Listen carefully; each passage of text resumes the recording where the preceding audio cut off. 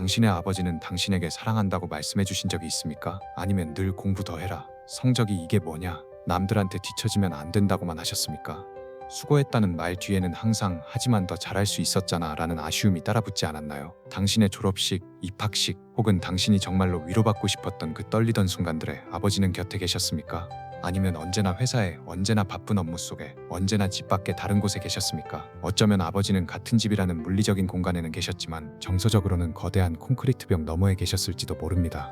같은 식탁에서 밥을 먹으면서도 우리는 완전히 다른 세계를 살았습니다. 한국 사회의 많은 아버지들은 가장이라는 무거운 짐을 지고 가족을 먹여 살리기 위해 뼈 빠지게 일하는 것으로 사랑을 증명하려 하셨습니다.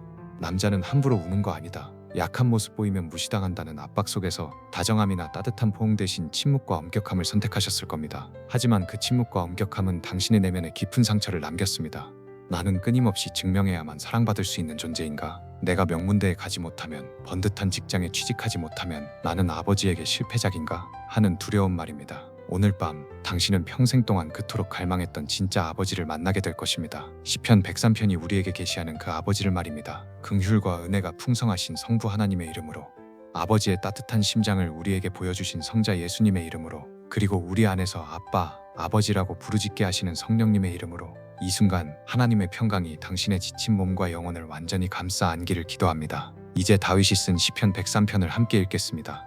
다윗은 불완전한 육신의 아버지와 완벽하신 하늘아버지의 사랑을 모두 깊이 경험했던 사람이었습니다. 내 영혼아 여호와를 송축하라. 내 속에 있는 것들아 다 그의 거룩한 이름을 송축하라. 내 영혼아 여호와를 송축하며 그의 모든 은택을 잊지 말지어다. 그가 내 모든 죄악을 사하시며 내 모든 병을 고치시며 내 생명을 파멸해서 속량하시고 인자와 긍휼로 관을 씌우시며 좋은 것으로 내 소원을 만족하게 하사 내 청춘을 독수리같이 새롭게 하시는도다. 여호와께서 공의로운 일을 행하시며 억압당하는 모든 자를 위하여 심판하시는도다. 그의 행위를 모세에게, 그의 행사를 이스라엘 자손에게 알리셨도다.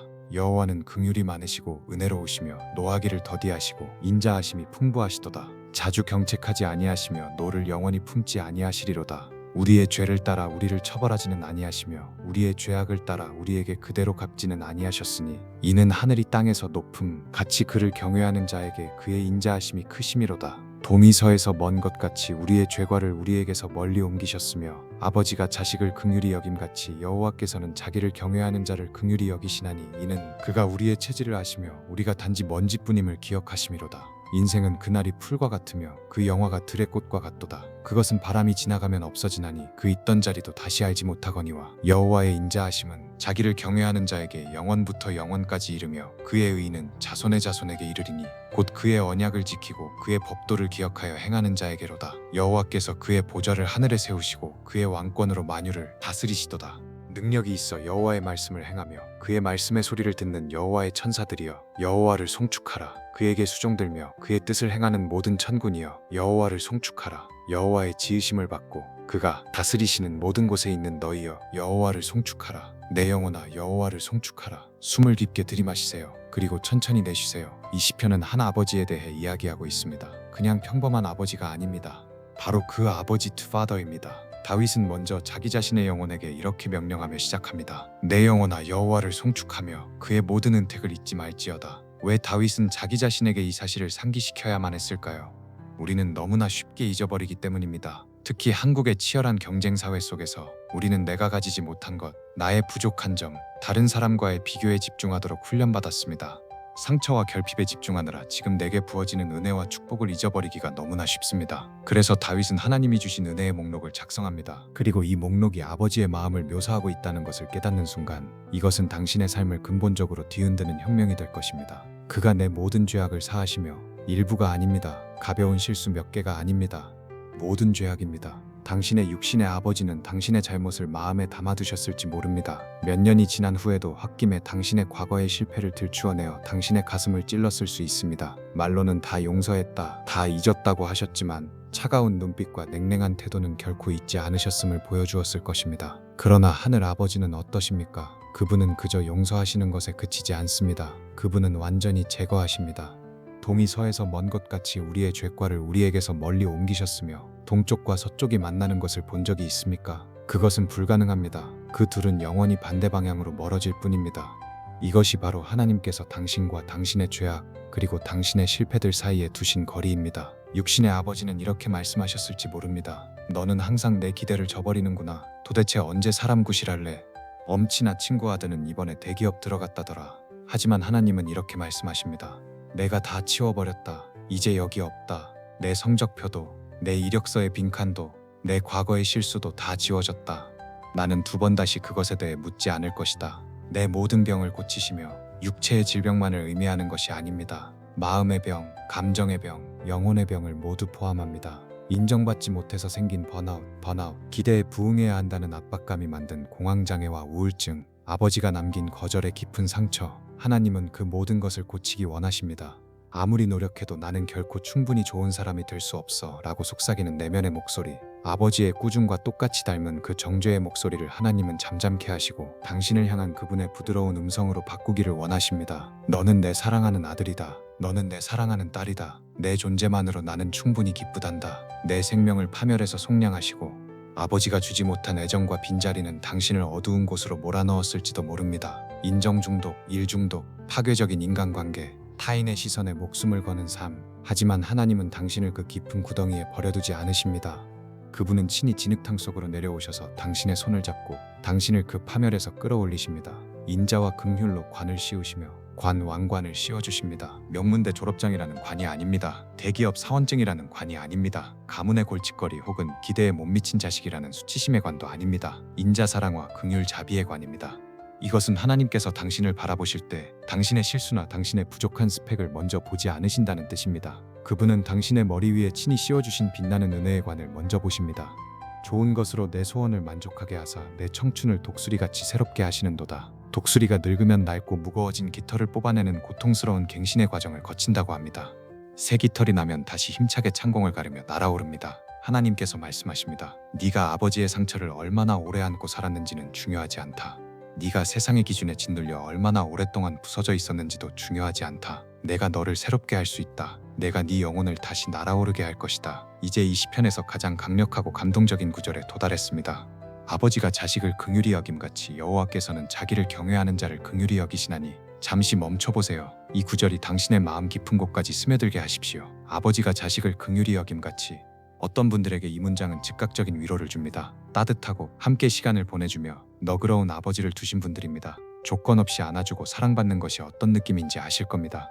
하지만 수많은 한국의 자녀들에게 이 문장은 오히려 아픔을 가져옵니다. 왜냐하면 당신의 아버지는 긍휼이나 불쌍히 여김을 보여주지 않으셨기 때문입니다. 아버지는 엄격하셨습니다. 가부장적이었습니다.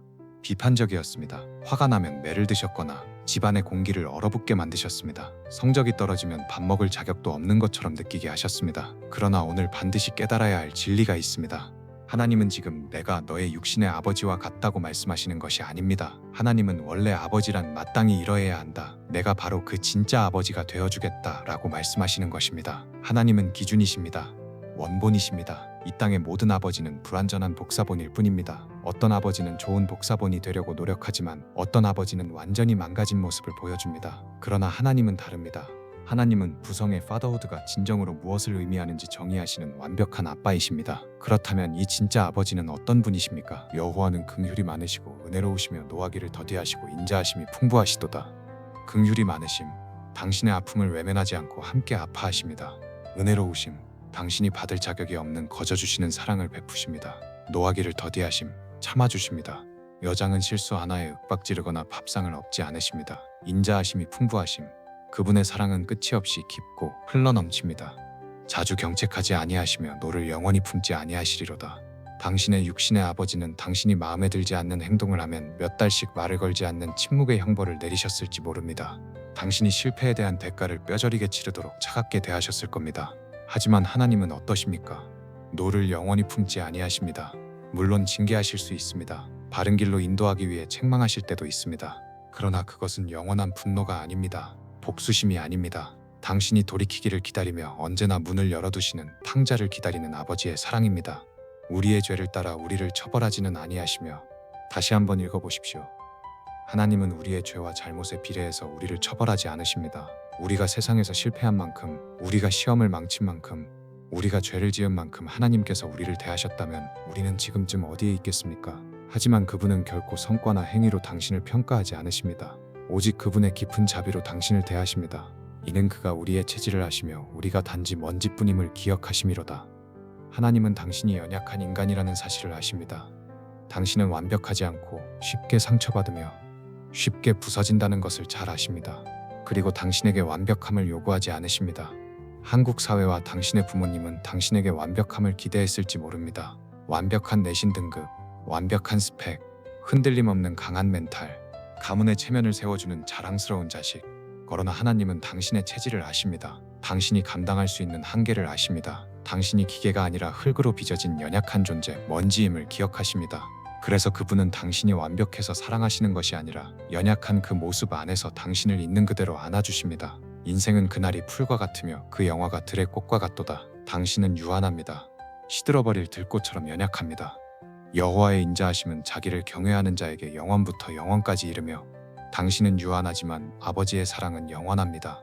오늘 넘어져도 괜찮습니다. 내일 또 실패해도 괜찮습니다. 다음 주에 또 무너져도 괜찮습니다. 세상은 한번 실패하면 나고자라고 손가락질하지만 하늘 아버지의 자비는 결코 바닥나지 않습니다. 이 놀라운 진리가 당신의 삶을 어떻게 바꿀 수 있을까요? 첫째, 당신은 더 이상 사랑받기 위해 애쓰거나 증명할 필요가 없습니다. 육신의 아버지는 당신에게 사랑은 자격을 갖춰야만 받을 수 있는 보상처럼 느끼게 하셨을 것입니다. 성적이 좋아야만, 돈을 많이 벌어야만 아들, 딸 대접을 받을 수 있다고 생각하게 만들었을지 모릅니다. 하지만 하늘 아버지는 인자와 긍휼로 관을 씌워주십니다. 노력해서 쟁취하는 것이 아니라 그저 엎드려 받아들이는 은혜의 선물입니다. 둘째, 당신은 수치심이라는 무거운 짐을 벗어던질 수 있습니다. 동의서에서 먼 것 같이 당신의 수치스러운 과거, 당신의 죄악은 이미 까마득히 멀리 던져졌습니다. 하나님은 결코 그것을 당신의 약점으로 잡아 협박하지 않으십니다. 셋째, 당신은 온전히 치유될 수 있습니다. 내 모든 병을 고치시며 육신의 질병뿐만 아니라 아버지의 부재와 엄격함이 남긴 그 마음의 멍울까지도 다 고쳐주십니다. 어떻게 치유가 일어날까요? 세상이 그리고 육신의 아버지가 심어놓은 거짓말을 뽑아내고 그 자리에 하늘 아버지의 진리를 심으십시오. 거짓말, 나는 결코 부모님의 기대에 부응할 수 없는 부족한 인간이야. 아버지의 진리, 내가 너에게 사랑의 관을 씌웠단다. 너는 세상 그 무엇과도 바꿀 수 없는 나의 보물이다. 거짓말, 나의 스펙과 실패가 나의 가치를 결정해. 아버지의 진리, 나는 내 실수들을 동의서에서 먼 것 같이 다 옮겨버렸단다. 너는 내 피로 값주고 산 귀한 자녀다. 넷째, 당신은 자기 자신에게 너그러워질 수 있습니다. 아버지가 자식을 긍휼히 여김같이 온 우주의 창조주이신 하나님이 당신을 이렇게 불쌍히 여기고 긍휼히 여기신다면 당신 스스로도 자신을 불쌍히 여겨야 하지 않겠습니까? 더 이상 스스로를 채찍질하지 마십시오. 실수했다고 해서 스스로를 영원한 형벌 속에 가두며 자학하지 마십시오. 하나님이 긍휼히 여기시는데 왜 당신이 당신 자신을 용서하지 못합니까? 다섯째, 그분이 결코 당신을 포기하지 않으실 것을 신뢰하십시오. 여호와의 인자하심은 영원부터 영원까지 이르며 몇 번을 넘어져도 수백 번을 실패해도 그분의 자비는 마르지 않습니다. 이 세상은 당신의 가치가 떨어지면 당신을 버릴 것입니다. 육신의 아버지는 내 자식도 아니다라며 포기하셨을지도 모릅니다. 하지만 하늘 아버지는 절대 결단코 당신을 포기하지 않으십니다. 가장 위로가 되는 그 구절을 다시 한번 가슴으로 들어보십시오. 아버지가 자식을 긍휼히 여김같이 상상해 보십시오. 무릎이 깨져 피를 흘리며 울고 있는 어린아이가 있습니다. 아이는 혼날까봐 두려워 덜덜 떨고 있습니다. 한국의 엄한 아버지라면 이렇게 말했을지 모릅니다. 그러게 조심하라고 했지. 남자가 칠칠 맞게 넘어져서 찔찔 짜기는 뚝 안 그쳐? 하지만 진짜 아버지는 어떻게 하실까요?